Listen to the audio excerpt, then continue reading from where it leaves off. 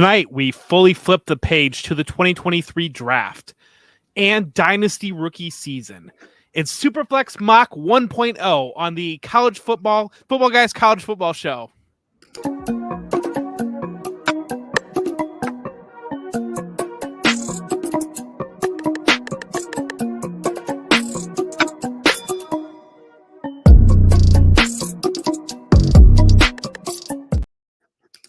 What is up, everybody? Welcome back to the College Football Show here at Footballguys. Today, we are going to be getting into, like he said, the 23 mock draft. We're going to be talking about all kinds of different stuff. You know, we're going to be going over tiers. We're going to go over players that were kind of fading, some players that didn't make it into the top 24 that may have made it into some top 24s already. And I think one thing that this show is not is consensus driven. Like, we are not consensus driven. We kind of off the mark in a lot of different places in terms of like what consensus is. Not that we're not right. Like, we were the show last year, told you do not draft Kyron Williams. We were right about that. While other people had him as their running back one. I'm not going to say names on that one. But when you're looking at it from the most point, we're going to go through here. We did a draft and we picked our guys, and we're going to kind of walk through our draft. But other than that, you guys have anything before we dive in? Jeff, you got anything? No, I'm ready. Christian, you good? You ready to go? Let's do it. This is my favorite show of the year. So I love talking about this because we always get subtweeted on Twitter and all that kind of stuff. So that's exciting. So let's dive into it. Let's talk about it. So I had the 101. I took the easy pick. I got Bijan Robinson at the 101, running back out of Texas. We know what Bijan was able to do these last few years at Texas. He's kind of the clear-cut guy. When you're just looking at him overall, he has over 3,000 yards rushing, 33 touchdowns. Like, and over 800 yards receiving too. Like, he's pretty much a premier prospect. I guess I'll just kick it to Jeff and we'll talk about it because I saw this floating around a little bit. Like, people that have the 101 aren't ready for Bijan. I think that most good dynasty managers are ready for Bijan. They built their team to where they needed that. But is this the pick for you? 101 Bijan kind of solidified all around in any draft, even Superflex? Yeah, I think it has to be, even in Superflex. And I understand going for the quarterbacks, but even if you start to feel good about the quarterbacks, I think that there's going to be pivot opportunities off Bijan Robinson because right now he's walking in as Dynasty running back one, and for good reason. You know, he was fourth in Texas all-time rushing yards. He won the Doak Walker last year. I do think that there might be some slight I wonder if he tests, because I don't know that if he's going to run like a mid 4.5, if people in their mind are thinking that this guy's a 4.4, like best of the best, elite as can be. And he's more of an Edgerrin James, I think, probably, versus being like Chris Johnson. He's not Chris Johnson. So if you don't have a really idea, and I know that a lot of people haven't even been able to lay eyes yet on Bijan Robinson, he's more of that classic. He's that Edgerrin James. He's going to be that all-purpose back. He's going to be a 3-down back from immediately jump. And whether or not he goes in the first round is probably going to be a real question. I can't imagine he slides out of it, but as we did our mock draft last week, we saw how easy it could be to slide him towards the back half of that, which isn't a bad thing because it lands him with a good team. Yeah, you're going to hear the word elite and generational. We talked about it a bit last week, so go catch that show as well if you haven't already. But I wouldn't call him generational because we've seen a guy like this, Saquon Barkley. And if Saquon didn't get injured, I think we would have seen what that means for Dynasty. Now we're kind of seeing what that actually does mean now that he's, back healthy and looking like he is. That's what you're going to get out of Bijan. I think the Edgerrin James comp is really fun. I've seen Todd Gurley out there if he didn't have arthritis. I see a little bit of that in his game. He's shifty. And ultimately, last week we had him going to the Minnesota Vikings. That was the shocking pick on our mock draft. And so my question, is there any situation that he goes to, Kevin first, I guess, that you would be hesitant to take him one-on-one? Is there like any team that stands out that you'd be like, maybe I'll take a quarterback here? No. I don't think so. I don't think there's any, because he's like, if we're already projecting him as a top 3 dynasty running back, and even if wherever his landing spot's going to be, he's going to assume that value. He's going to gain that value. And even if you are a true one-on-one team, you're okay with him maybe not right away competing or whatever the case may be in terms of your dynasty roster. No, nothing there's no team that's going to draft him that'd be like, oh my gosh, I can't believe he went there. Even the Ravens or some of these other places I've seen him mock, which I think they're going to go away from a little bit with Dobbins' kind of resurgence. No, I'm all in. Like there's one team people aren't talking about that are stupid. I don't know if I want to say stupid enough to do this. The Dallas Cowboys. they might not Mm-hmm. want to re-sign Pollard, and they might just say, I'm going to cut Zeke. And then Jerry, and he loves this shit. He would love to take Bijan and be the running back. Could you imagine Bijan on the Cowboys? Like, I think there's a lot of spots out there that you're immediately there. And to me, he's a top 5 guy already, right, Jeff? Is that how you feel? Yeah, I've got him as my Dynasty 1 running back right now. It's just okay. Yeah, I'm there already because who else are you going to put there? You're going to put Breece Hall coming off the ACL injury, or are you going to put Christian McCaffrey at 26 years old? You move down and turns 27, but who else are you going to have there at that top? But I'd put Bijan right there right now. Okay. Yeah. What about you, Christian? Do you have any spot you're worried about? No. I guess so. I was flirting with a mock draft simulator, and like the Chargers stand out as a team that really could have used a back like Bijan in their playoff loss last week. And so I started to think, well, does that cap his like receiving upside with Eckler being on the tail end of his career and still being effective in that nature? I don't know what the Chargers are going to look like with a new offensive coordinator, but I guess like that's not a very likely scenario. But if that were to happen, I'd maybe not put him at 1, but also like Jeff just said, who else are you putting there? I'm still pretty comfortable with Breece, but I think that there's like he is locked into a top 5 spot no matter what, and I would take him 101 no matter what. I think is the point that I was trying to get to here. Yeah, and we have seen in the past where talents like Derrick Henry weren't used early, but I think the league has gotten a little bit smarter over the last handful of years. And if somebody is going to use a premium asset, Bijan Robinson, they know the discount that comes with that running back position. I can't imagine they're not going to use him heavily right away. Yeah. All right. That's 101. Bijan, not a quarterback in Superflex. I love how that's become the norm. And we did that last year and got yelled at, boys. Like, remember that? Like, we said draft Breece Hall 101, and then, or even Garrett Wilson. We talked about those guys being there, and we said it has to be a quarterback. That's fun. That's fun. That I love that you have Kenny Pickett on your roster instead of Breece Hall or Garrett Wilson right now. All right. Let's jump to the 102. Jeff had that pick. Jeff, where did you go with this?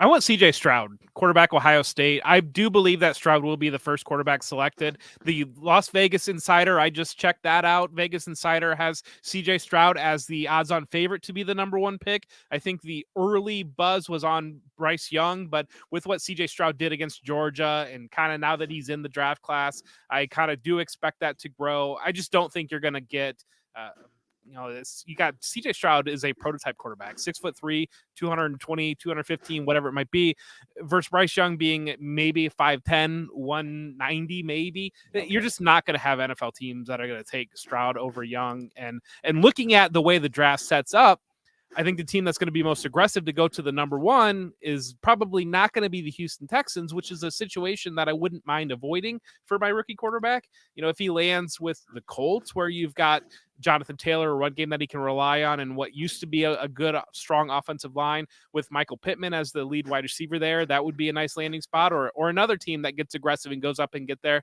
I just think Stroud's going to land in the better opportunity. I think Stroud's going to go first, and I think that Bryce Young would go after him and kind of be stuck in that Texan situation, which makes me a little bit nervous, frankly.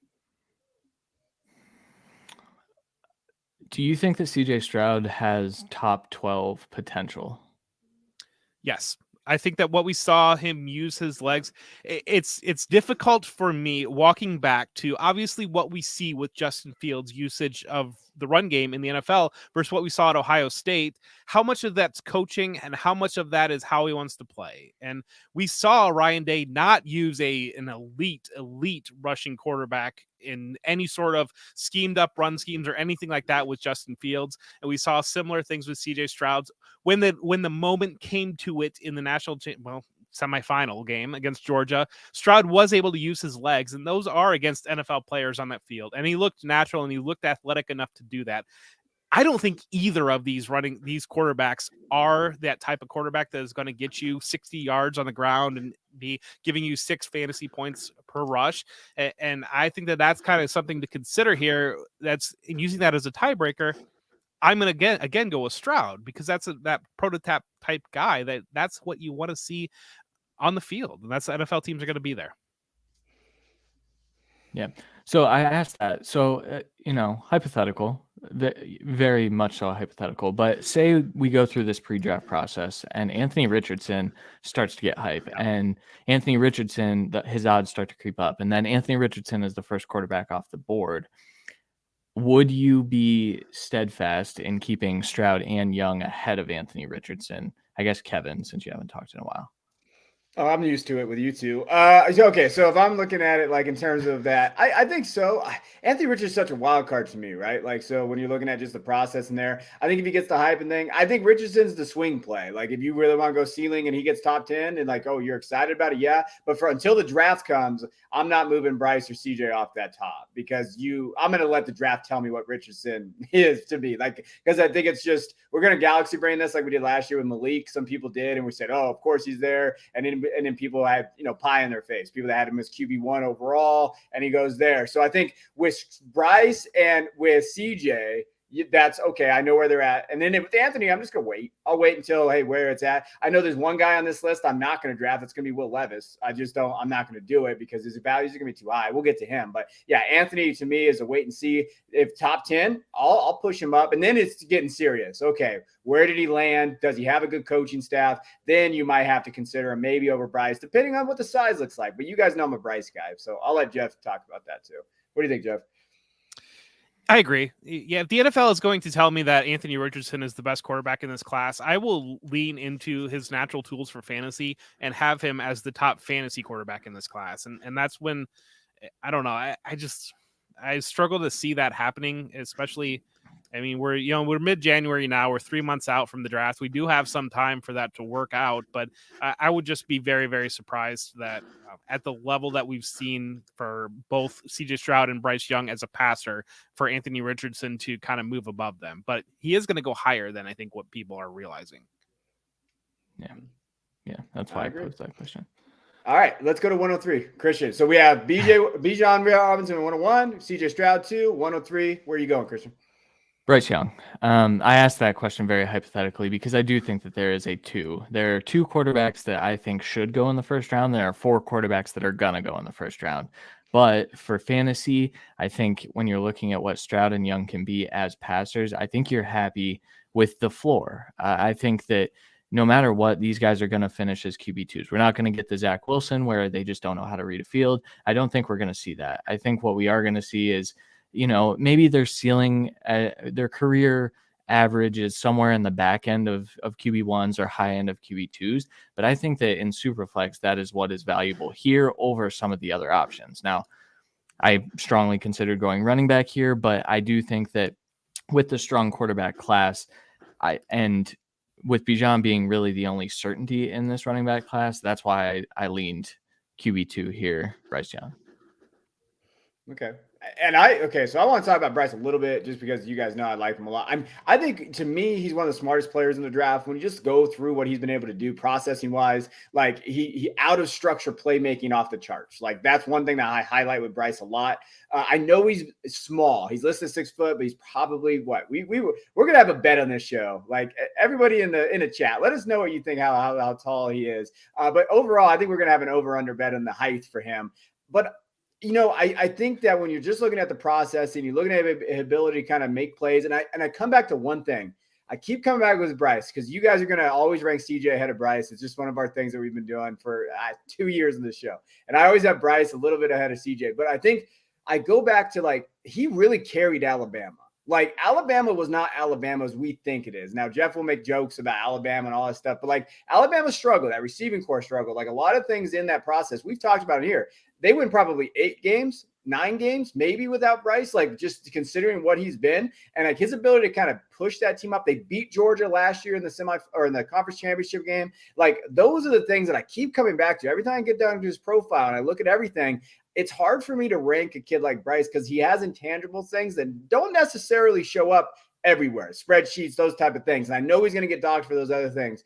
He's a gamer, man. And CJ's got question marks on that side. I mean, he did against Georgia. He came out, he had 1 game. But Bryce has consistently done it throughout his career. So I do think that there's question marks. I understand maybe taking Stroud at the 1 or 2. I get that.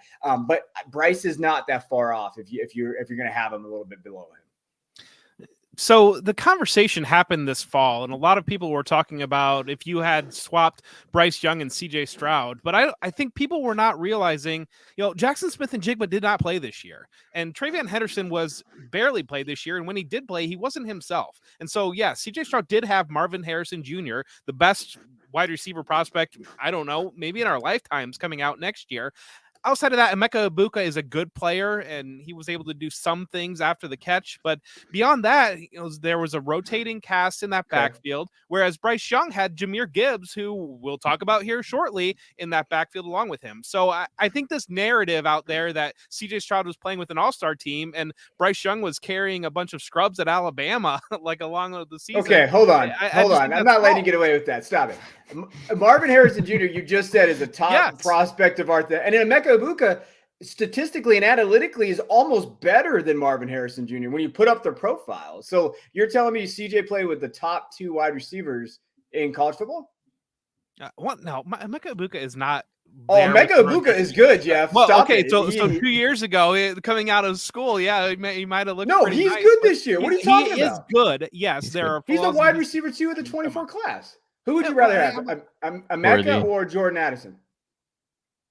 I would rather have Jordan Addison. I think it's closer than what you think. It's close. It's close there. Okay, who does Alabama have, Jeff? Who's the best wide receiver on Alabama? Alabama was lining up with the better guys than what they were facing every single game this year. Just Jahmyr Gibbs, that's it. Every single game, they had better guys on their side of the field than we're on the opposite side of the field. Ohio State plays in the Big Ten. What are we talking about here? What are we talking about? Georgia. Alabama didn't play Georgia. Okay. All right, I'll be the mediator here because I do think that, I think it's easy to try to separate these two, but again, I think our main point is it is these two at the top. And there was a moment throughout the season, Kevin, where I was on your side, and I had Bryce as my QB1 for a solid portion of the season because of the things that CJ Stroud was not able to show us. I think we saw glimpses of that in that game, and so we do have some questions answered. I think it's justifiable to have either one of them at QB1 because I think the intangibles are going to allow Bryce to succeed early. Whereas I do think Stroud had it easy with Marvin and Emeka. I think it was harder because Jackson wasn't out there, and I think that that's going to benefit him in the future. But I do think that these are the two, and these should be the two that go in the top 3. Okay, we won't fight anymore. I just can't wait to watch CJ with Michael Pittman and that God burner Paris Campbell. All right, let's go to the 104. Let's go 104 here. I went Jahmyr Gibbs. So I think that, and we're going to talk about tiers here in a second because I'm interested to see what your guys' tiers are. But Gibbs really comes out like production wise, good, 850 yards on the ground, 378. When you look at receiving yards, he's done okay. Like he's pretty much an all-purpose kid. So Gibbs has looked good. I think in this spot with where the tiers are in PPR formats, I think this is the spot for him right now, just until the testing, until we see all the pre-draft stuff. Would there be anywhere you go here, or is this a tier? So is the tier at 103, or do you feel like the tier is at 104, Christian? Tough question, especially at this stage. Like I said, I flirted with Jahmyr at the 103 over a quarterback, and so I guess because of that, I would have to say that the tier is 104. I think Jahmyr is really safe, and the reason I think Jahmyr is safe is, as a pass catcher, he's going to give you a floor. He's going to allow you to, maybe he doesn't have that efficiency on the ground that he had for his 3 years in college, but maybe he catches 70 balls. And I think that that's a real possibility that if he goes to a team that is willing to throw running backs the football, I think that that is where you have that floor with him. I also think he's going to be efficient on the ground. I think he's a really, really skilled runner, despite being a little undersized. He can go between the tackles. He can be out in space. I wouldn't necessarily put him in a tier with Bijan. I kind of think that the tier ends at 101 and then it starts back up 102 to 104. But yeah, that's kind of where I stand on all that. Okay. Jeff, what do you think about this pick? Safe area, tiers? Yeah, and I think that when it comes down to, I don't see Gibbs as a heavy run game guy. I think it's going to look more statistically like Austin Eckler, where you're going to want to use him heavier in that passing game, get him some rushes, but he'd probably be a guy that's rushing for 30, 40 yards while he's catching for 8 balls for 70 yards. I think is what you really want to see out of Jahmyr Gibbs. And as such, that makes me a little bit nervous on landing spot, because if you were to go to Philadelphia, that's a high-powered offense, and you wouldn't be that worried about it. But at the same time, they don't use their backs in the passing game there, and so I think that there are maybe some scenarios. But again, I think that you would have to trust the personnel and decision makers, that they understand and they know what he can do, and they'll put him in a position where he's able to do that. And some of it comes down to rational coaching and assuming that he's going to be somewhere that's going to take care of him. But that would be my only hesitation on him. I do think he needs to land on the right team, despite his talent. And he's got that ability to alter an offense if he doesn't, whatever it might be. It's just that I think with some quarterbacks, we know pretty well that a rushing quarterback's not going to use the running back in the passing game that often. All right. But I get a little worried. I do think he's a better runner inside than like people give him credit for, but I think you're right. I like the Eckler comp actually in terms of usage. That's actually a pretty good one. You do this for a living. I'm proud of you. I think that's good. But I will say, like, be careful with the mock draft stuff right now, because everybody's being really lazy and just doing Eagles. Like, that's really like we're going through everything. And I don't know. I think Miles Sanders, there is a chance that he takes that team-friendly deal and goes back. Like, there is a chance that the market's not what people think it's going to be with them. So there's that. And I see the Chiefs, but every Chief insider person I know says they will not take a running back in that first round because there's so many needs and holes to fill that they're not going to take a guy there. So I think that his landing spot's really to be determined. But I agree. I think when you're looking at it, like, that's our 4. So in terms of like we're talking about, like, Bijan probably in a tier of the zone, depending on where your team is at. Then you got CJ and Bryce, and then you have Gibbs kind of sitting there. So 105, Jeff, where did you go? I went with Jackson Smith and Jigba, and I know that there are some hesitations on his ability to play outside. To be frank, I don't care about it at all, whether or not he could play outside, because I think Amon-Ra St. Brown is an interesting person to talk about when it comes to Jackson Smith and Jigba, because what you're seeing, the evolution of NFL offenses, and they're looking for that jack of all trades that they can move around formation, work inside, and really kind of be that go-to guy. And I think that that's what Jackson Smith and Jigba is. He's that. I think he's a souped up version of Amon-Ra St. Brown, and I'm not very concerned about. I'm really big on, I want a receiver that I can move through formation, that I can line up inside, that I can line up outside. At the same time, I think when we're dealing with fantasy, I think that there's a very, very real path, easy path for those types of players and that type of skill set to be a fantasy wide receiver 1. And I think that Smith and Jigba has that. We saw him on the field with Chris Olave and Garrett Wilson. We saw them, giving interviews that this guy is the best guy. This one right here is the one that you really want. And they're looking out for the teammate and some of that, but you see them all in the same field and you see that he is right there with them. And I think that that's some of the concerns on him have been overblown. And I could see him not being the first wide receiver in the draft. And if you're somebody that draft capital matters a lot to you there, Quentin Johnson might be your guy. But I think that when it comes to fantasy, Smith and Jigba is the way to go. What do you think, Christian?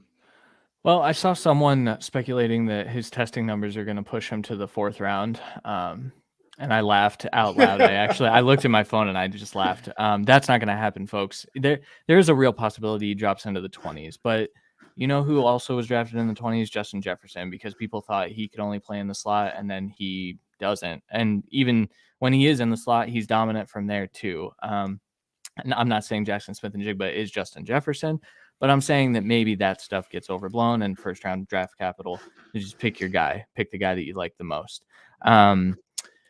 So, and I think Jackson, I don't have him as my wide receiver 1. I also think that he's going to be the most fantasy friendly guy, because I do think that if he is able to operate in the slot, he's going to be, kind of utilized or as that like safety net.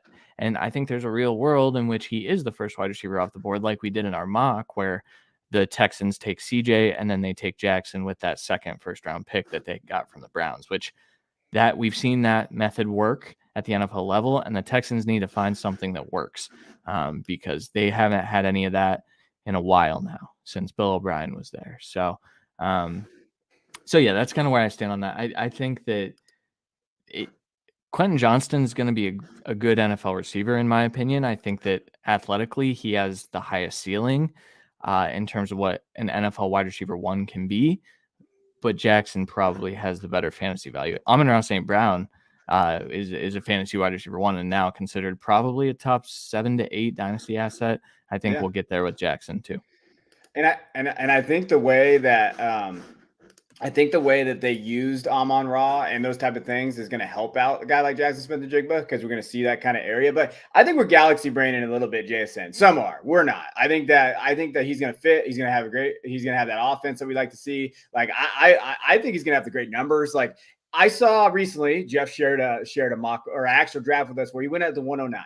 If you can get JSN at the 109, that is a smash home run, in my opinion, where he's at. Like that's in there. Like to me, he's a top 5. This is exactly where I would have him. Like this big board is exactly where I'm going at. If you can get that, you can go there in terms of that. All right, Christian, 106. What do you got?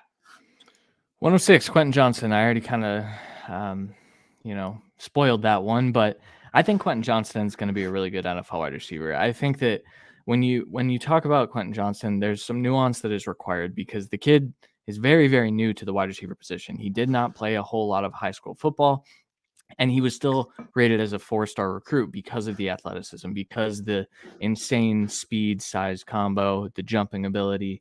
Now, I think Christian Watson hitting this year towards the end of the year definitely helps how I feel about his fantasy value.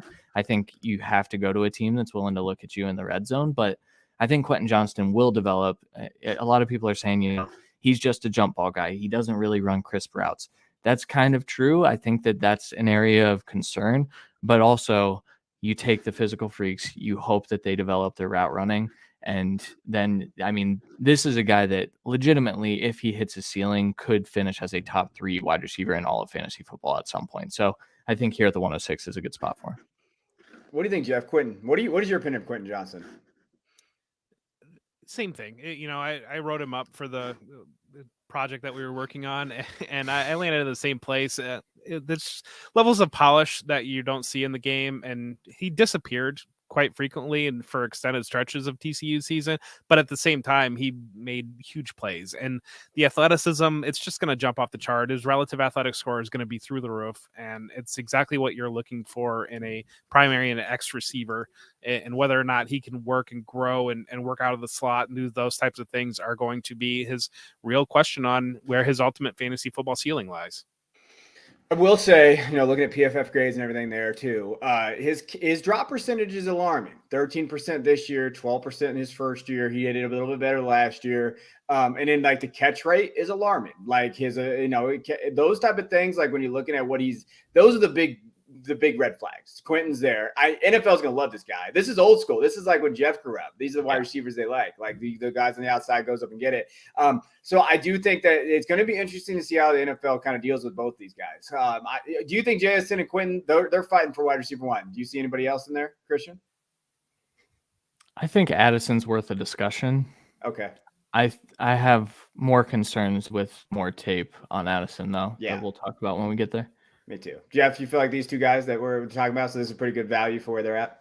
I agree. And I think that we're going to see a little bit of a tier develop around pick 7. I think you're going to feel really good if you're in the top 7, and then you're kind of going to feel a little bit different if you're not in the top 7. So if you are listening and you're out there in your Dynasty leagues and you're a great listener and we want to help you out, maybe start to maneuver and get up into that top 7 if you're kind of sitting in that lower range a little bit.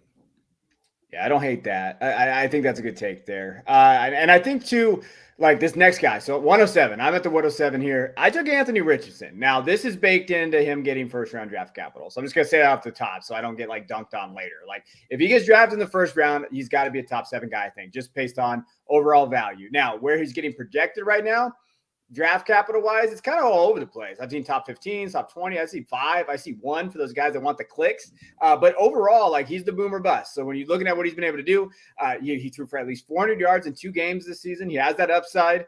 But there's other games where 9 for 27, against Florida State. Like he showed really good dual threat, 600 yards rushing, 9 touchdowns. But it really is going to come down where he gets drafted and where he comes to, because we already kind of mentioned that in terms of these quarterbacks. But I think if he gets drafted first round, top 7 is where he's going to go. And I've done tons of mocks. So everybody out there listening and watching, we appreciate you guys. Don't forget to hit that like button either. When we're talking about this stuff, Richardson's went into the 104 range, guys. Like when we say, hey, you got first round draft capital, we do a lot of mocks with first round draft capital. We show where the capital is at. And some guys like, hey, if he gets first round, he's going top 4. And so I think that's where his value is in Dynasty for people that play Dynasty a lot, not just the casuals, right? So when we're talking about that. So Jeff, you feel like Anthony Richardson at the 107 above Will Levis? Is that a good pick, bad pick? Am I an idiot? What do you think? Yeah, I've got him comfortably above Levis, and we'll talk about Levis here in a minute. But no, I think Richardson, he's got that fantasy package that you want to see. If he's on the field, he's going to be threatening as a fantasy quarterback 1 because of his athleticism and because of that whole package. Okay. He's also further along as a passer than people want to give him credit for. I think the completion percentage stuff is legitimate. I think that there are times where he can be inaccurate. I think also a lot of it is mechanical. I think we talked about that last week, so I won't hammer that too much. But a lot of it is just his mechanics get wonky because he's still learning how to properly, go through reps and throw with the same throwing motion every single time. That said, if he puts it all together, he does have the highest ceiling for fantasy out of any of these players outside of Bijan. Like, I think with first round capital, if you think that he is going to be a guy, I understand taking him top 3, top 4. Okay. Can I just real quick, public PSA, stop comparing Anthony Richardson to Malik Willis. It is driving me up the wall. They're not the same prospect. I'm going to say this every show. If you see someone do that, they do not need to be listened to. I'm just going to say it off the top. Like, they're not the same prospect. That is disrespectful to Anthony Richardson. It's just disrespectful. Sorry, Jeff. I know. It just drives me crazy because they're not the same prospect in any fashion. There's actually one thing they have in common, but I can't say it because we'll get canceled. And that's not what we're doing here. Like, that is it. And it's not fair to Anthony Richardson as a prospect because he is so far along than that. So before I get in trouble, Jeff, go to the 108. What do you want at the 108? Jordan Addison, 108. All right. So yeah, USC wide receiver. Again, I think he's got a little bit of that. Like I talked about Jackson Smith-Njigba, the ability to work out of the slot, the ability to be that primary receiver in modern NFL structures. He can play a little bit more outside than Smith-Njigba from what we've seen so far. I think there are concerns about play strength, and I think that's what's holding him back from the other two guys. And he faded a little bit down the stretch. He started out really hot, and he got quiet a little bit there playing with Caleb Williams. So I think those are the big concerns on him, and that's why he holds back a little bit, and that's why that's a little bit of a tier break here. But as you'll see throughout this, we're going to start hammering running backs really hard. And if you're somebody that those running backs are going to be great for contending teams and rebuilding backfields, you want to take a shot on a wide receiver. Jordan Addison's about your last good shot here for a minute. Yeah, play strength and durability. And I think the injuries down the stretch were like mostly due to the fact that he is not physical and he is not a physical player and he kind of gets tossed around. He's a smaller guy, he's a thin guy, and so I'd like to see him maybe put on some weight. I don't think it's going to happen before the NFL draft, but I do think that an NFL offense is going to know how to use him. I think he probably is going to start in the slot. I think he can play outside, but I like him. I think he pushes for that top tier. He's just not there after watching him. He kind of gets bullied off of his routes, like more often than you'd like for sure. I think big red flags I pointed out in his profile too, his analytical profile. We do it with Jay Stein. He talks about BMI under 23 right now, or right at 23. So again, he's more of that second complement wide receiver in my opinion. Whereas JSN and Quentin might be able to kind of be that one, like depending on the offensive team where they're at. So maybe Addison's not there. I think that's the red flag a little bit there. But also long speed a little bit too, right? Like I think that there's some question marks there. I've seen some scouts start highlighting a little bit. And I think where is he going to test at? Like that's the key for Addison. But when you're just looking at the tiers, like he's not as high as like people had him before. All right, I want to get to 109 because Christian had a spicy pick. Maybe not as spicy for us, but for where I've seen him go right now, I think this is spicy. So 109, Christian, who do you got?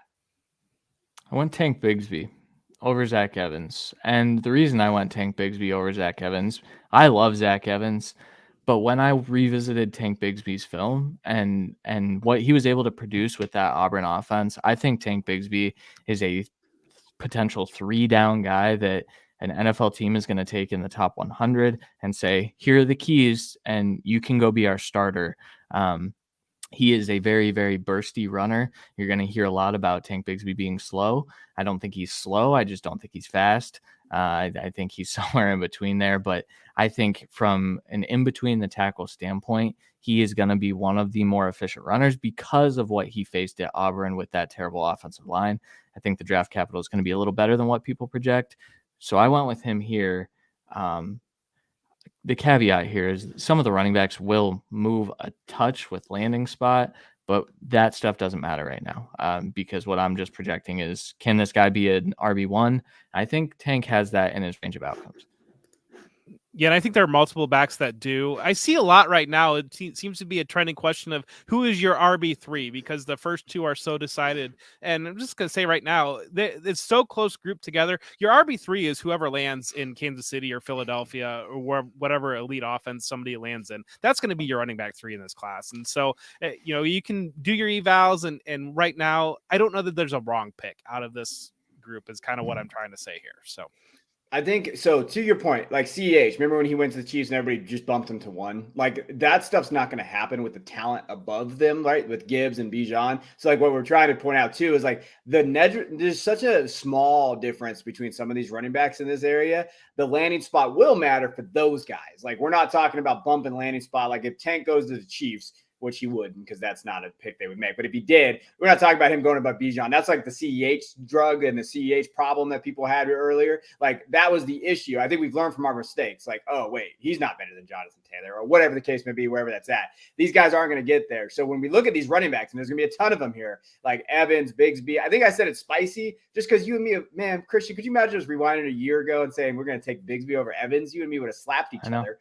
But there it is, right? This is what a year does to us. And that's why I was like, oh, man. But I love you because then I took Zach Evans at the 110. And I was like, okay, like for me, I'm still on Evans. I see a lot of people like questioning production, but then they're also like, some of these guys are questioning production for Evans, but then they're also not, they're like Gibbs is so clear-cut running back too. Yes, Gibbs is a better pass catcher, but he hasn't had the production that you would want to see from like a full profile. So I think we got to be questioning there. I just think Evans at the 110, I'll take the shot at him if he gets, as long as he gets day 2 capital, because I think he is one of the best pure runners in the class. Like, so if you're looking at talent and upside and ceiling, plus in my rankings right now, I have Evans 1 slot higher than Bigsby. So that's just where the board fell. And I'll take the shot on Evans and the value there.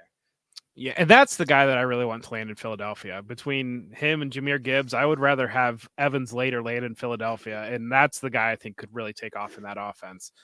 But I think it's to hammer home the point that people need to realize is that as you're sitting in this, if you're sitting in the 1-9, 110, 111 range, you either want to go up or down. And you either want to get up to kind of step into that next tier, or you want to move back just a little bit if you can to recoup a little bit of value. And these are early moves now. Understanding the board now and breaking out tiers now is when you can capitalize on the value, because as we get closer to the draft, those tiers get established very hard, and it makes it very, very different to move up or down, very, very difficult to move up or down. People don't realize what you're trying to do. And these are sly little things that, maybe you throw the 109 for the 107 and you include some NFL players there to kind of make it, so that they're not paying attention to the pick swap that you're trying to do is kind of the way to attack it.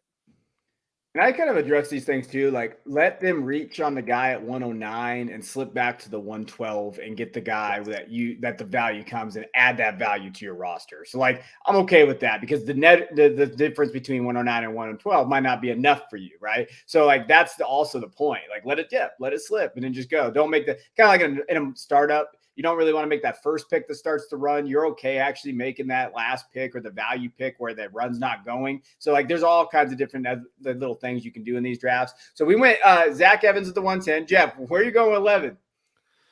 I want Will Levis at 11, and I don't know if I love it, but if Will Levis is going to be a top 10 pick in the NFL draft, you can't really let him go past 11. I think that you flash back to the Justin Herbert draft, and that's kind of what happened there was people were not convinced on him, and they allowed him to slip a little bit, and then all of a sudden there was a hard readjustment over the past 2 years to shoot those quarterbacks back up to the top. That got burnt last year with Malik Willis, and so I think that you maybe, from what I've seen in early drafts, you're not seeing the overcorrection yet. You're still seeing Levis go pretty high, and so this is kind of the bottom range of where you want to grab him. But you can't let him go past this.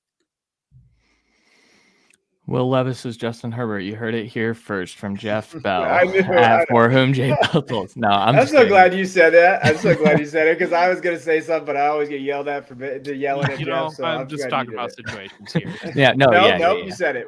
Dylan, put it on the socials. Dylan's putting that thing on the socials tomorrow. Yeah, all the clicks. But no, I think that's right. I think Will Levis has a long way to go, and I think taking Anthony Richardson over Levis is the right call. Just based on what their perceived upside is. Now, if Levis hits and Richardson doesn't, I still think that process is correct in that you want the fantasy running quarterback that is going to get you 50 to 70 yards potentially on the ground. Levis isn't going to do that. He's functionally athletic, though. Like, he can make things happen.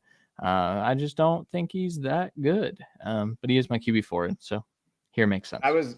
Just real quick about Levis. I was laughing today. Someone said they were breaking down the pros and cons of drafting Will Levis, and someone quote tweeted it and said, pros, he has a cannon, cons, everything else. And that's pretty much Will Levis, like when you got to get into it. So you're looking, I would argue that Will Levis has more developing to do than Anthony Richardson. But that is time for another pod that people can yell at us about. But we have Will Levis, the 111. All right, Christian, 112. Where are you going with this pick? Josh Downs, wide receiver out of North Carolina. As I'm going through, industry mock drafts and things like that, I don't see a whole lot of Josh Downs in the first round. This is almost like a situation where I'm okay after those first three guys. Say Zay Flowers gets first round capital or Kayshon Boutte. Maybe Boutte I'd put ahead of Downs in that scenario. But I'm okay taking Downs because I think he's very similar to that safe slot receiver that can be an outlet, but can also stretch the field vertically, can line up outside. There's also a chance that he goes in the first round. I think maybe people just haven't gotten there yet because he's an underclassman. So I love his profile. He's in my top 4. So one, this didn't really age great, but if you were to rewind to a year ago, Christian in a similar spot took Sky Moore in the first round, and that was unheard of at the time. And then by the time we got through the NFL draft and through rookie drafts, Sky Moore was a consensus first round pick. So if you're out there and you're hearing that and you're saying Josh Downs over Kayshon Boutte, that's crazy. Nobody's would do that. I'm just saying this guy has gotten this spot before. Also, Sky Moore's still going to be good. I knew it. You just set him up for that. He's going to be good. Gosh, dang it, Jeff. I knew that we had to get Sky Moore in here. No, I think so too. I'm a big Josh Downs guy. I had a mock to the Chargers in our mock draft, what we did for Footballguys. I think if he gets in those spots, he's going to be there. I think 112 is perfect for him. 112 to 202 is a very, very good spot for Downs. So just to recap for everybody out there listening, here was our first round. We have Bijan Robinson, CJ Stroud, Bryce Young, Jahmyr Gibbs, JSN, Quentin Johnson, Anthony Richardson, Jordan Addison, Tank Bigsby, Zach Evans, Will Levis, and Josh Downs. So then let's flip it to the second round.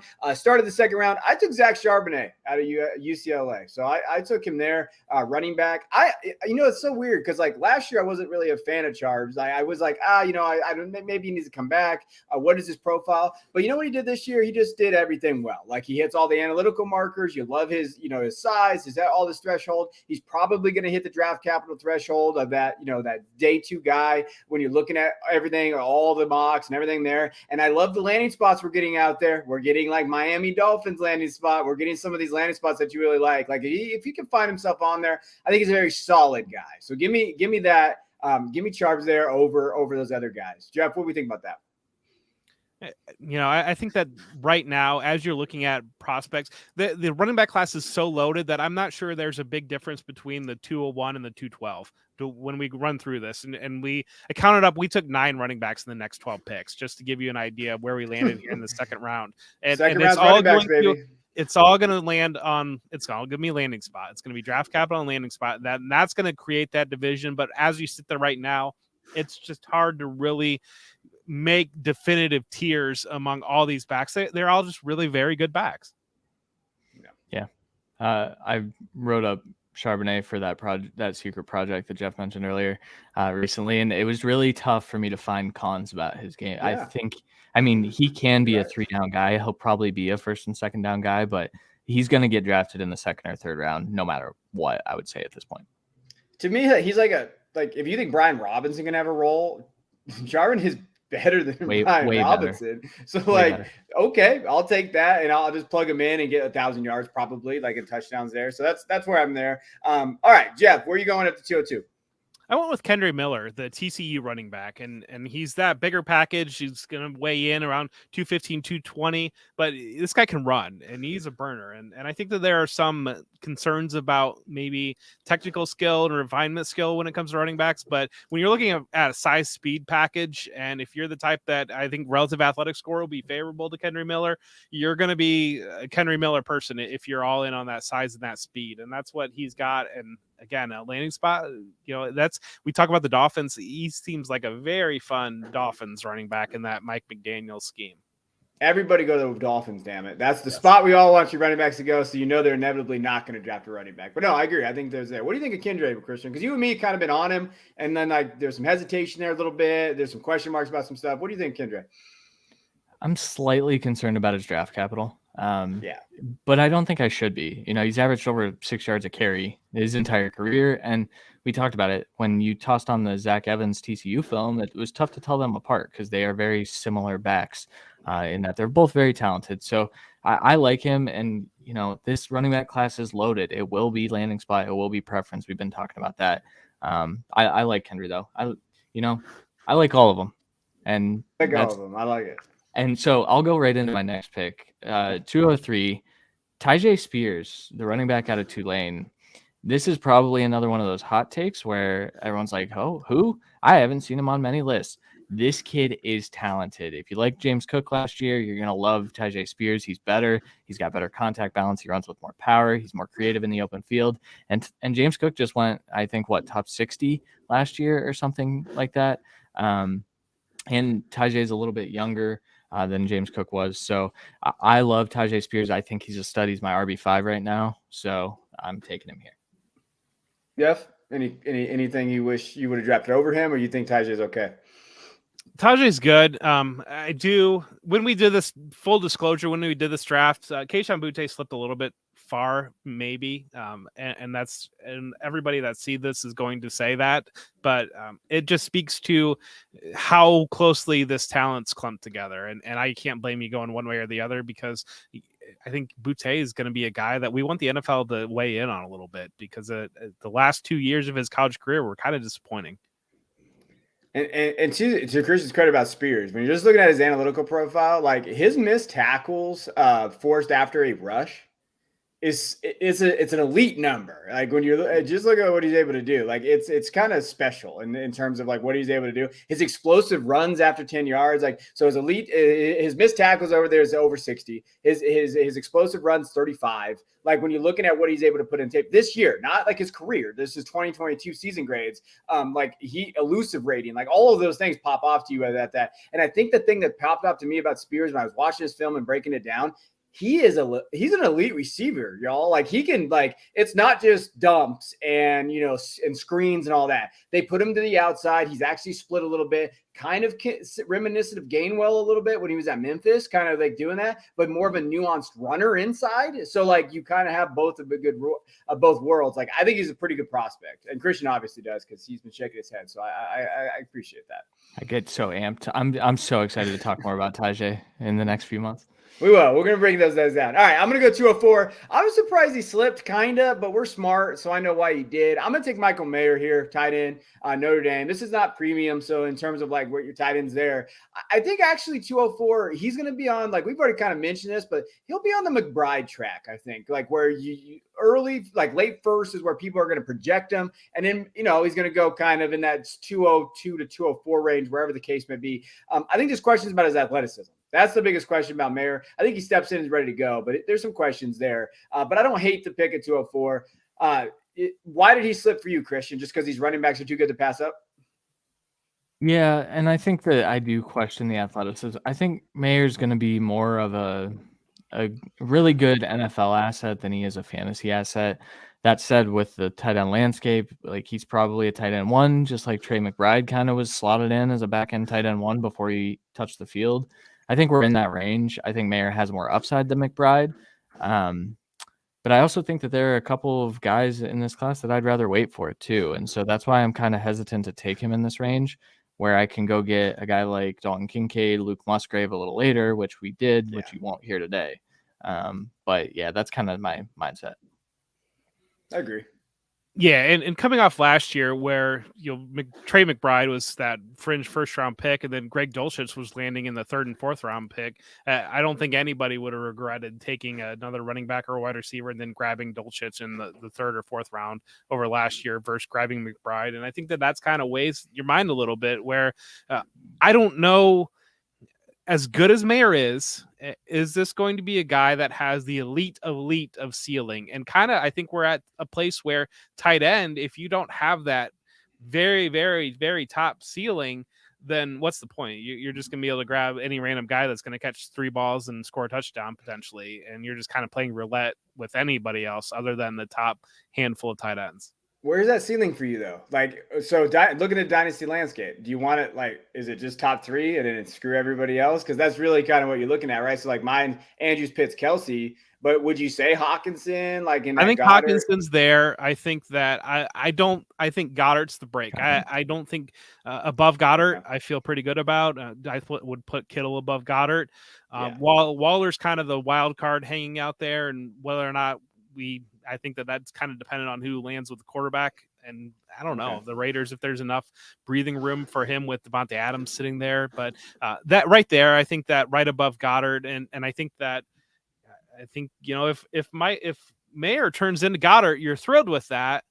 But at the same time, I think there's a pretty clear separation there between him and the top guys.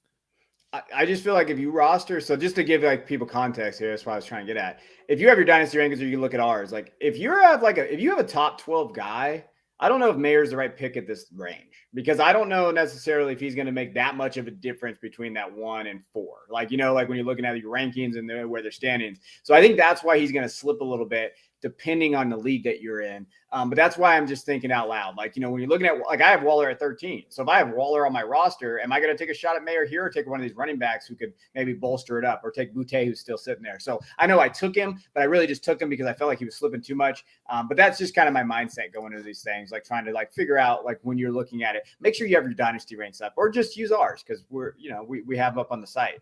Jeff, go to 205, make some people mad.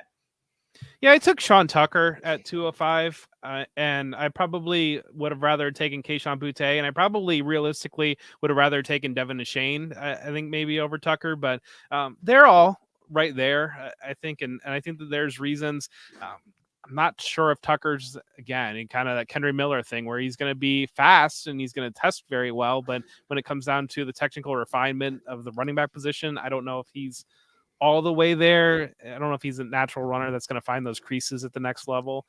But at the same time, if he gets out the back end, he's gone. So that's kind of where I went there. And again, I probably would have preferred to go Boutte, but I took Tucker as continuing that running back run. Okay.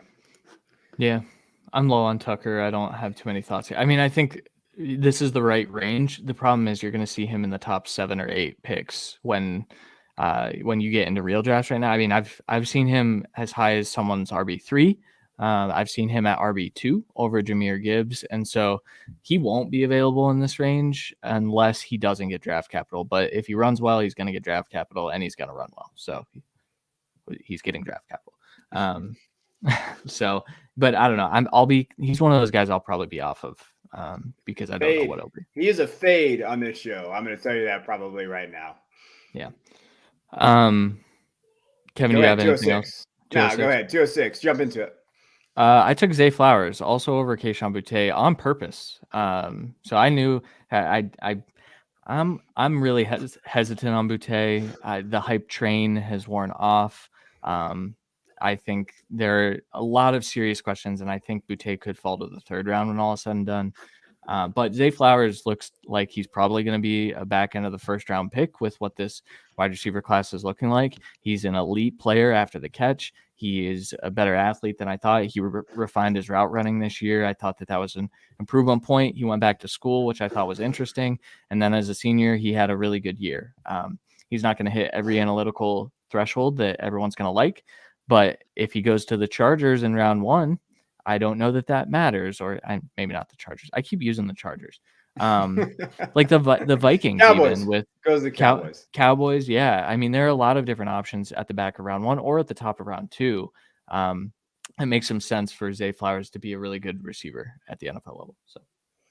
Yeah, I appreciate you coming over to the Zay Flowers corner. I've been waiting for you, Christian. Nice to see you there. Is Jeff in the Zay Flowers corner or no?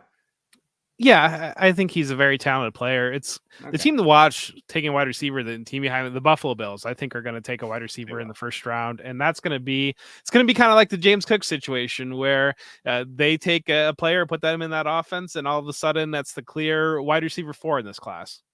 Yeah. And hey, to just real quick, because I know we're going to go over, we're going to get yelled at by Sigmund. But what I would say is there's just 2 red flags in his analytical profile. BMI, which is at 24.7, which isn't like a deal breaker, but they'll talk about it. And an early breakout age did not happen. Or early declare, excuse me. Breakout age did happen. Early declare did not happen. But other than that, like he actually measures out pretty well. Like, and he hasn't recorded 4.45 40 times. So it's not like he's slow. So when we're thinking of like where he's at, like that's going to definitely be to his favor. All right, I took the shot because I'm a risk taker. I took Tayshaun at 207, which I think is actually kind of a value, like because if he does get first round draft capital, but his draft capital was at all over the board. Like I put him on the Bills in our mock just to make Jeff happy. But then when you're looking at like some, they have him in the 4th round recently. Like, and I think there are nuances that you need to know about. Like when he got injured, yes, he had that great early breakout his freshman year. He looked amazing. Then his sophomore year, he looked like he was going well on his way to over 1,000 yards, and he gets injured, and we still don't know what the injury is.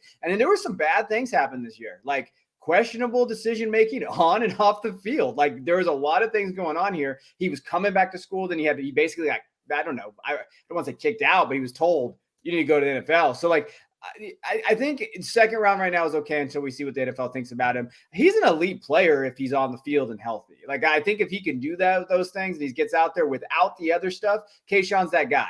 But just saying, oh, he's clear wide receiver 1 right now is like it's not the move in my opinion. Jeff, I know if you kind of bounced around him a little bit. He's probably going to go earlier in drafts, but are you comfortable taking him like at the 112, 201 mark? He's a swing. I want to go running backs there, to be honest. I am actually in a draft right now that we are already drafting our rookies, and I had the 111. I took Zach Evans at the 111, and I got Tank Bigsby at the 202, and I was pretty thrilled with that. Boutte went to 201, and I did not feel like I missed anything out being able to grab Tank Bigsby right behind him. So it's really just a boom bust proposition. And if you feel like you have depth through your roster, if you're loaded with draft picks and you want to take that swing on Boutte, then you'll go for it. If you're in the position where you need a little bit of that safer hit, I don't know that he's that safe hit, especially this early in the game. Now, if it turns out he's a first round pick and he tests well and he does all those things, clears all those barriers, I think that we would all feel a little bit more comfortable on him. It's just that uncertainty right now. And this is a guy that the floor may be the bottom. I mean, realistically. So, in just a parting note here, in a lot of circles, he's not even discussed as like one of the top 7 guys off the board. Downs is going before him. Zay's going before him. There are guys that we haven't even talked about that don't even make it onto our 2-round mock that I think are Rashee Rice, I think is going to be drafted before Kayshon Boutte. There's a lot that went down. You said, you don't want to say he was kicked off. We don't know if he was or not. There are rumors that he was kicked off LSU. And so if that's the case, he's going to have to answer a lot in this pre-draft process. So I don't know. I'm comfortable here, but he's not going to be here in your real draft. So I guess I'm not super comfortable drafting him. So the rumors that I heard were academic, that he was not academically eligible for the next quarter. And that's why he couldn't play in the bowl game. And that's why Brian Kelly told him you're no longer a part of the team. Yeah. There's some other ones floating out there. Definitely. But there are, I think, but that just goes back to his maturity, right? And I don't know these guys. So like a hard part, I can only judge what I see, and what I see is not good. And so I think that's the question mark with what our NFL team is going to see in those interview rooms and what they get out of it. I think that's there. All right, Jeff, 208. What do you got? I have Devin Achane at the 208, and that's a player that I think could go higher. I know that there are concerns, and we voiced concerns about his BMI question. It's going to be BMI questions all over this class, but size to be that primary running back, he's not going to be that primary running back. But I've said before, the way the league is headed, I want a guy that can do a lot on 10 to 12 to 15 touches. Not necessarily. I'm less concerned about getting that guy that's going to get 25 touches because I just don't think that guy really exists in NFL offenses anymore. And I think that we're headed towards a direction where that will be less and less. And those players will be premiums in fantasy. So I think you're going to get a deeper backfield pool, which is going to be perfect if you're a 0 RB running back drafter. But I think Shane is the type of player that one touch, he can give you a 13-point game because he's that skilled, he's that fast, he's that talented. And so that's kind of where I went here. I think this maybe is about the floor for him. I know that you guys aren't super high on him, but again, it's just all in that cluster of running backs that can go anywhere, and landing spot is going to be a big factor. Go ahead, Kevin. I saw your face. No, I was just going to say, don't put those words in my mouth, Jeff. I've actually come around a little bit on Achane. I think that when you're looking at draft capital and things that could happen, I do think speed kills, and he could be that big play threat. But if you're going to get him, this is a perfect spot. Late second, I'll take a dart throw and just roll with NC. But there's a couple other guys I might take ahead of him, like that we took. But I understand it here. Christian, go ahead. I was just going to say, this is the Dolphins running back you want, because then you've got speed all over the field. And ultimately, that is what makes him valuable, is where, like, if teams can't focus in on stopping that speed of his because they have to worry about speed all over the field, I think that that's where he can excel. That said, I will be the first to tell you, I have no idea what to do with this kid. This is the most difficult evaluation I've ever had at the running back position since I've been doing this. So, draft capital is going to matter, but he's going to get second, third round draft capital. I don't actually think he falls to the third. I think he's probably gone in the top 60, 70 picks to some team. So these guys this size just don't become fantasy relevant. So that's everything I always go back to, is like, we just haven't seen it. So it's just unprecedented for us to be like, yeah, draft this kid. He's going to be a stalwart on your roster. Where then you look at Gainwell and you're like, well, I thought Gainwell was going to do this. And while speed might not be the thing, I think he's going to be faster than Gainwell there. I think there's some, anybody saying that they know what Devin's going to be in the NFL is just wrong, because we don't know. We don't really know. All right, Christian, let's take your crush. What do you got at the 209? Eric Gray, back out of Oklahoma. This is a kid that I think I had major questions on. We've collectively kind of questioned what he would be at the NFL level, or if he would even make it to the NFL level at one point, because of the lack of production, the lack of workload. But he has really stepped up his game. He really developed this last year at Oklahoma as a senior. And ultimately, the things that I needed to see from him were better patience, better vision, more burst, and more decisiveness. And he kind of checked all those boxes this year. I think he's probably going to get day 2 capital. That said, there are some of these backs that are going to go in round 4 that I'm still going to be interested in, because we're kind of seeing the day 3 running back isn't dead at this point. Dameon Pierce, Tyler Algier. There are tons of guys now over the last few years that have made, maybe that 4th round is the new 3rd round, like we've talked about in the past. And so if Eric Gray gets that, I'm still comfortable taking him here, because I think my comp, you guys can tell me if I'm crazy, but I think he looks like Aaron Jones. And I think that that's kind of the ceiling that you can look for with Eric Gray. So if you are doing a sleeper live draft or sleeper rookie draft right now, and it's a real one, it counts. Eric Gray is way buried in sleeper rankings, and I just got him at the 311, and you can smash him late in that 3rd round. If you're doing a mock draft and you're watching our show, don't spoil the secret. Don't let people know that he's laying down there, and keep that, and we'll go ahead and we'll keep that in our group here. That is a pick to look out for. That he is not high in their default rookie rankings, but he will certainly climb. And we will not tweet this stuff out. You're hanging with us. Like, we're not going to spoil it for anybody. You're listening to us. Like, if you can get, oh my God, if you can get Eric Gray at the 311, that's why I love not having ADP. You know why? Because people have to know what they're talking about in drafting. It's my favorite drafts in the world, and it's the funniest thing to watch. All right, I went to the 210s. We're going to do our last 3 picks here, then we'll get you guys out of here. I know we're going long. Israel Abonaconda from Pittsburgh. I think the 210 is a good mark for him. And like Christian talked about, like, yeah, some of these guys might go in the 4th round or 5th round. But you know what? I don't think day 3 is a death sentence anymore for some of these running backs, especially in the 4th round, 5th round-ish, depending on where they go. But, Abonaconda, like, he has legit size, frame, speed, explosiveness. Like, everything's highlighted there. I think he's got good open field speed there. Complete running back, 1,400 yards, 20 touchdowns this last year. Weaknesses, I mean, not a ton of weaknesses in terms of like big flare out weaknesses there. Vision sometimes, happy feet in the backfield sometimes that'll kind of get worked through. But I'll take Israel here, and I'll kind of go through there. He's someone that I've liked since last year. I've kind of highlighted them. Anything there, or just go ahead and make your next pick? No, I do want to make a point in general. So my next pick is Rashawn Johnson, the running back from Texas. And again, he was stuck behind Bijan Robinson, but he's got the package that he can work as a primary back. But I did want to make a point, and that is, so out of these 24 picks, and I'm going to spoil Christian's pick a little bit, we took 13 running backs out of these 24 picks. And I've talked a little bit about the changing landscape in Dynasty in terms of NFL backfields.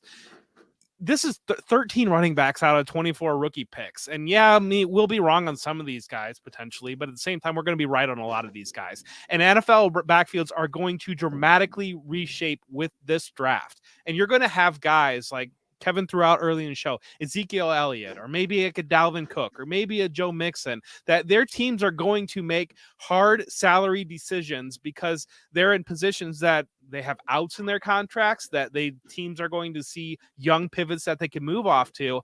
And that is why dynasty running backs right now are the most volatile assets that you can hold. If you're holding a back that you're not 110% sold on his talent and situation, and you're just saying right now, well, he's the lead running back for the Houston Texans, he's the lead back, that's not an asset you want to be holding right now. You want to be able to get out on that. And there are going to be opportunities to get back into backfields because of the shifting on this. And you're going to see people panic and freak out if any of these big potential salary cap releases happen. But again, just putting into context how much talent is coming into this league, this draft in the backfields, and how much is going to be shifting the landscape. Yep. And so then my last pick is Kenny McIntosh, who I have ranked ahead of like most of these guys up here, just for the pass catching ability and the athleticism, because I think some NFL team can use that. So, I echo everything Jeff said. That's what we're about to face. And it's really tough to project like what these off seasons are going to look like for a lot of teams, because there are some difficult decisions coming. So, but yeah, hammer running backs. Follow the coordinators. I know Jeff does a good column on that and talks about like the new systems and new offensive systems, where they go like on the off season. So make sure you're doing that as well. Like know where these guys are going, know their landing spots, understand how their usage goes and where that looks like. And so that's our first 2 rounds. So what we're going to do next week, we're going to come back with the 3rd and 4th round. I know there's some guys that we omitted. We're going to talk about why they're not in there. Spoiler alert, like Jalen Hyatt. Some people have Hyatt going in like the top 9 picks. And so we did not have him go in the first 2 rounds. So we're going to kind of get into that, go over all of that. But we're going to get out of here with a rapid fire game section. We're going to be going over the sportsbook rundown. We're going to be doing prospect poker, a little bit of trivia. So Christian wants to get us into the rundown, and we will go from there. I don't want to talk about last week's records. Jeff won 3-3. I did not do well. Kevin went 2-4. I went 1-5. This week we're picking the divisional round. First one, Buffalo, 5.5 point favorites against Cincinnati. Kevin, where are you going? Give me Buffalo. Jeff? Cincinnati. Yeah, smart. I'm taking Buffalo to cover here. Next one, Jacksonville against Kansas City. Kansas City is 9-point favorites. Jeff, where are you going? I'm going to go with Kansas City. I am also going with Kansas City. Kevin? Kansas City. Okay. Third game, Philadelphia, 7.5 point favorites against the Giants. I'll go first, and I will take the Giants to cover. Kevin? Give me the Giants. Okay. Eagles. Okay. And last game, Dallas against San Francisco. 49ers are 3.5 point favorites. Kevin, where are you going? San Francisco. Okay, Jeff? Dallas. I'm also taking Dallas in this game. And This that'll is why I do took it. San Francisco, so we didn't get a curse. Just letting everybody know out there.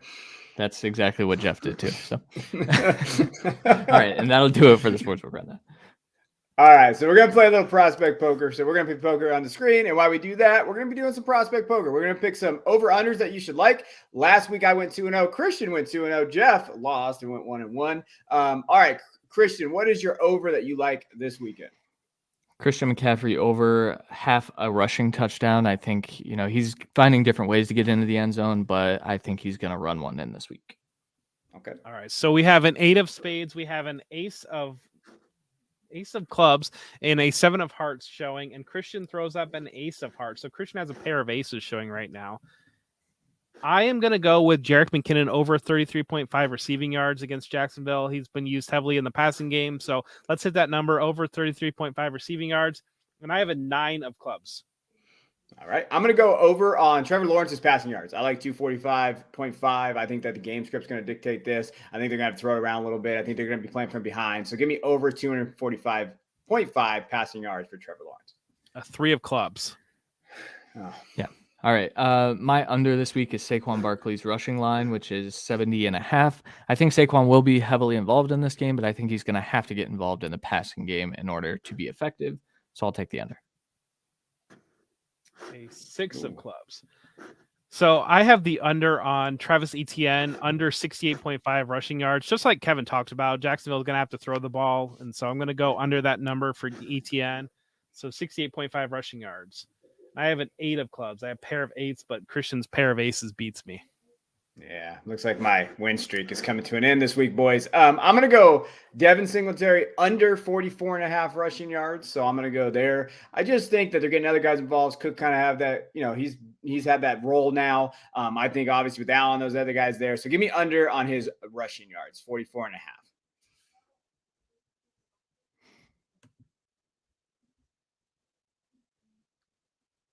Is Jeff alive? I don't know. I think he froze. I think he froze. All right, let's. So you know what that means is I think you were gonna win the blackjack trivia, so I think you win again. I don't think it's worth it to do blackjack again. All right. So we'll just go me then. I'll give you a little 30-second FaceTime and we'll go from there. All right. So one big thing that I want to kind of mention right now, especially for as the draft process goes, but I have a Devy one. So everybody out there, I'm sorry if you don't like Devy, I don't care. Stop drafting Shedeur Sanders in Devy drafts right now. Like I'm seeing it all across the board. There are unnamed accounts or accounts that have way too many followers talking about him being a Heisman finalist next year. Have you seen his schedule? They're going to win maybe 5 games next year. Like stop drafting Sanders and Devy. I've done multiple Devy drafts where he's going in the top 4 rounds of Devy drafts. That is blasphemous. Stop drafting Shedeur in those areas. Like I like Shedeur. I did a highlight on him. He's going to be fine. He is not a Devy relevant asset. Stop drafting him like he's a Devy relevant asset. It is crazy to me that that's happening right now. So just stop it. Stop it. Okay. Just enough. But yeah, that's it for me on FaceTime. Stop drafting Devy quarterbacks. Like I don't understand, especially quarterbacks like that. Like I don't see how we're doing that. All right. Well, hey, we did it. You guys got 2 rounds of a mock draft. We went through them all. Jeff has left us, but, we're here in spirit. We'll be back next week, January 25th at 9 Eastern, going over the second part of our mock draft, going over that 3rd and 4th round. Sleepers galore. We're going to be talking about the sleepers. Until then, I'm Kevin Coleman. Jeff was once here, and I'm Christian Williams, and you just watched the Football Guys College Football Show.